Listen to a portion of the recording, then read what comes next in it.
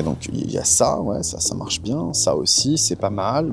Ça, c'est plutôt cool. Ah, pardon, excusez-moi, vous vouliez 3 qualités pour la Yamaha 309 GT+, je vais vous les donner. Bon, après ce jeu d'acteur formidable, première qualité, la technologie sur cette machine qui n'en finit pas. Bon, je vais en faire un reel dédié directement, mais la techno sur cette moto, les amis, c'est une folie. On est sur une machine qui est dotée de tout ce dont vous pourriez rêver. C'est d'ailleurs la moto la plus technologique du Japon. Il y a des assistances en pagaille, du régulateur de vitesse adaptatif avec un radar à ondes millimétriques, suspension semi-active, poignée chauffante, feu matriciel LED, une première dans le monde de la moto, la boîte de vitesse automatique YAMT, c'est un délire la Tracer 9 GT+.